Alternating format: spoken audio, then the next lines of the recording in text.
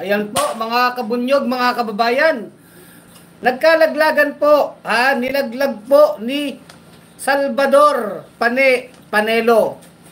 Itong si Harry Roque, no? Matindi po ang ginawang panlalaglag ni Panelo. Kasi alam niyo naman itong si Roque, talagang ito'y naging ano na eh. Sobrang controversial na, viral na.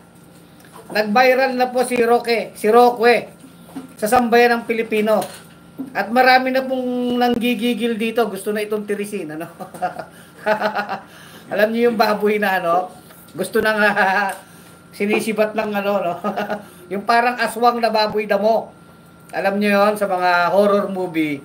Parang gano'n na si Roque, no? Isang baboy damo na nagwawala. At yung taong bayan, ano na galit na sa kanya. Gusto na siyang ano, sibatin ng mga buho o mga kawayan, ano, kung sino mauna. So, ganun po dahil nga po dito sa issue ng West Philippine Sea, kung saan ay talaga naman at hindi tumitigil si Roque sa pagiging spokesperson ng China na lantaran pong bumabastos at sanggano, sabi nga natin, sanggano itong China. Wala nang kinikilala itong batas, wala itong kinikilalang kasunduan, wala itong palabra de honor. Ito'y barumbadong sanggano na kapitbahay na siga-siga siya. Ganyan ang China. So, kumbaga wala na, tapos na ang mga diplomasya dito eh. Hindi na madadaan ito sa diplomasya dahil talagang iba na yung paniniwala ng China, no? Ninanakaw ang ating teritoryo. Ngayon, paano po nilaglag ni Salvador Panelo itong si Harry Roque? Matindi itong si Panelo, no? Ang style kasi ni Panelo, ito yung tipong ano, no?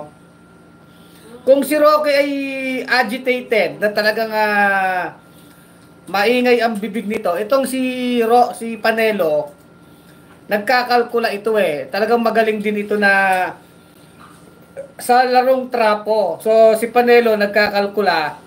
Alam na alam ni Panelo na yung mga pinagsasabi ni Duterte na talaga namang binubulgar mismo ni Roque, rather.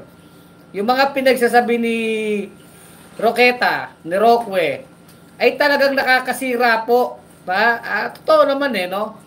Nakakasira, nakakadamage, nabubulgar lalo itong ginawa ni Duterte na katraidoran o kahudasan sa kanyang mga secret deal sa China o yung kanyang mga kasunduan tungkol nga dyan sa an example nga ni Roque yung sa BRP Sierra Madre na hindi nga daw tayo papayagan ng China na magdala ng mga construction materials. Abay, luko-luko talaga, no? So, sabi ni Panelo ganito. Alam mo si Panelo, no? Dahil alam niya nga nabulgar na yung pagkahudas ni Duterte, nagda-damage control. So, ano po yung damage control ni Panelo? Sinabi niya na nakausap niya si Digonio, yung kanilang Panginoon. At sabi daw ni Duterte, tignan niyo mga kagatan nila Sabi daw ni Duterte, nung kinausap ni Panelo, ay wala naman daw gentleman's agreement si Duterte sa China. So, in short, ang tawag doon, laglag. Kaya lang, kumbaga, nilaglag si Roque sa gitna ng napakainit na issue. Kumbaga, nilalaglag ni Panelo talaga. Kasi, ang gusto ni Panelo dito, iligtas pa si Duterte sa mata ng taong bayan. Kaya lang, sabi nga too late. It's too late. May kanta dyan, di ba? Yung pralipo-lipo na. It's too late to start pretending. Napakanta tuloy ako, no? Gusto mo yung kanta ko, Brad? Napapatingin sa akin tong katabi kong pogi, no?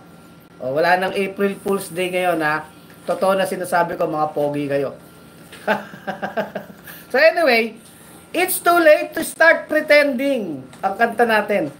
It's too late for a new beginning. Bakit?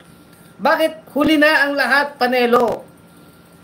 Na kahit sabihin mo na nakausap mo si Duterte at sabi ni Mang Kanor na made in China, na wala siyang gentleman's agreement sa China, sabi daw ni Duterte yon, ay huli na ang lahat. Ang totoo, hindi na kayo paniniwalaan ng taong bayan. Hindi na.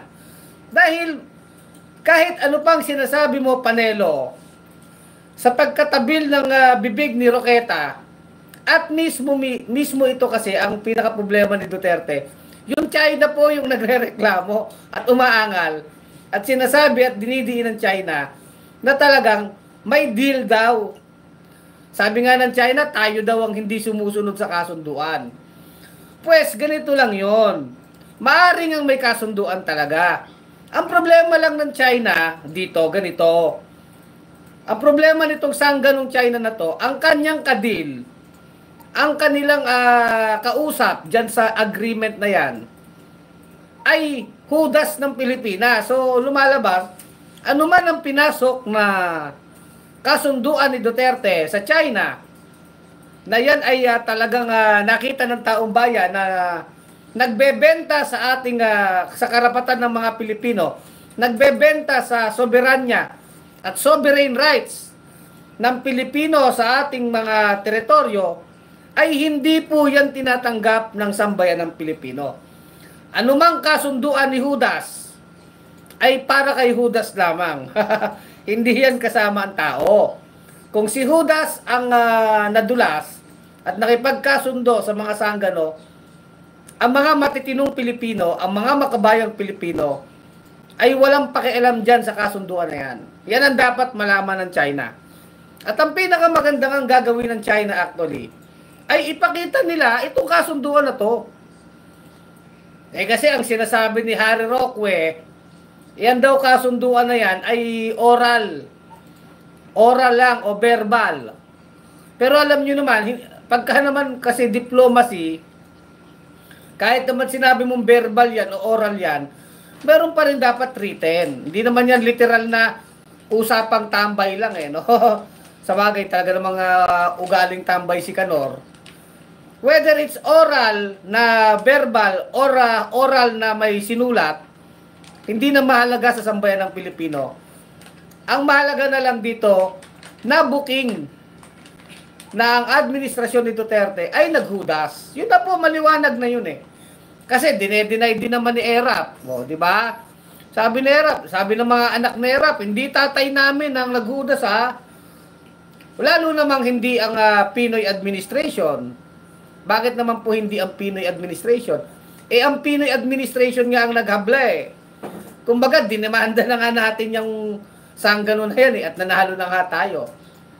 Diba? So, hindi sino pa ang pwedeng mag-traidor? Di si Duterte na yan. Si Duterte yan. Ngayon, ang sinasabi lang ni Panelo, wala naman daw gentleman's agreement. Diba? So, nilalaglag na si Roque, parang ang tingin kasi ni Panelo ganito. Hahayaan nilang masira si Roqueta sa mata ng Pilipino. Ang problema dyan, hindi na nila pwedeng ihiwalay si Duterte kay Roque.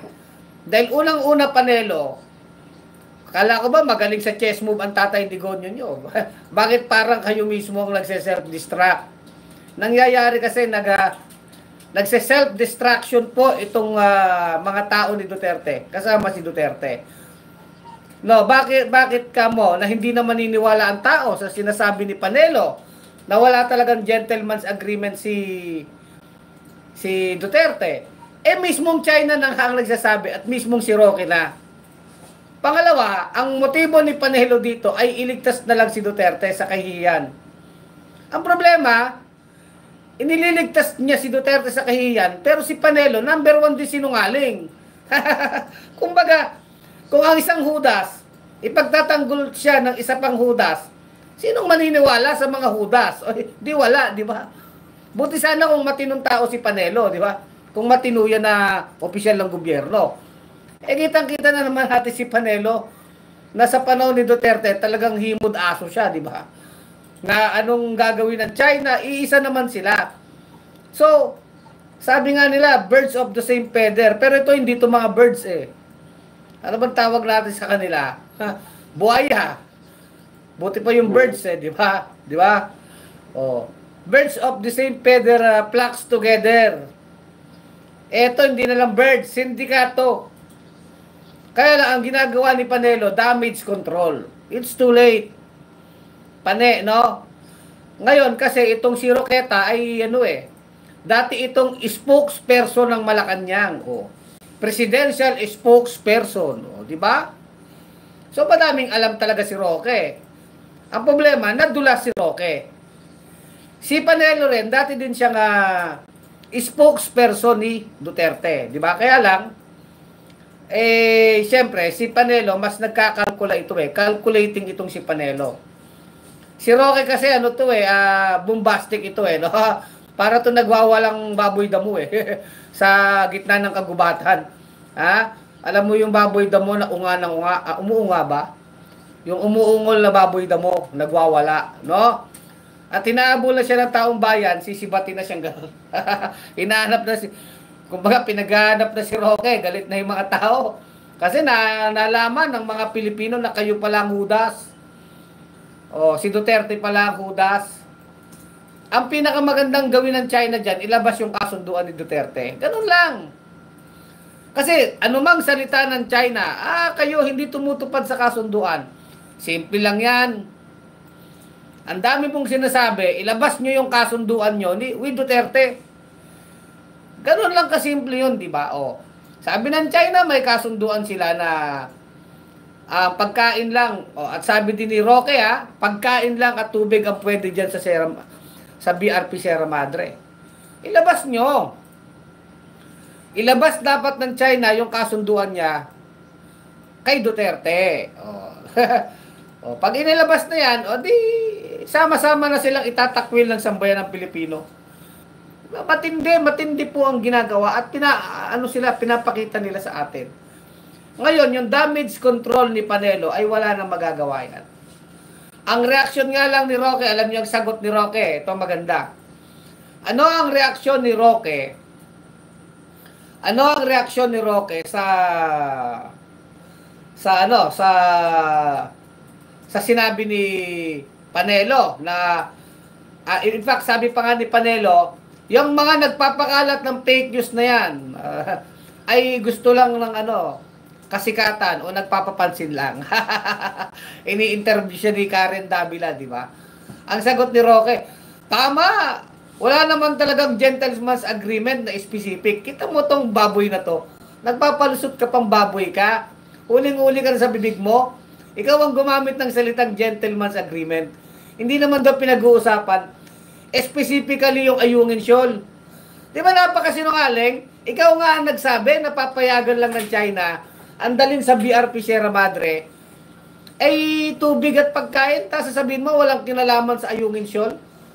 Itong baboy mo na ito, no? Napakasinungaling mo. Nahuli ka na sa bibig mo, tapos sasabihin mo general naman daw yon. Hindi daw niya kinokontra. Walang yaka talagang Roque ka. Kaya tama yan, self-destruct sila, no? So, yun nga, abangan natin ang mga susunod na kabanata. Marami panlaglagan ang magaganap dyan. So, pero, alam nyo naman, manggaling man kay Duterte yan, kay Panelo, kay Roque, wala na po silang kredibilidad dahil alam ng taong bayan na sila ay mga traidor. Yun lamang po. No? So hanggang dito na lang ang ating vlog. Muli ito si Kulex Soliman, ang malupit sa katotohanan sa bunyog pagkakaisa. Tuloy ang laban. Bunyog, bunyog, halikan na kasama ka. Bunyog, kapag buklod ay may pag-asa. Luzon, Visayas, Mindanao, isa ang pananaw. Sa bagong Pilipinas ang bunyog isisigaw. Bunyog.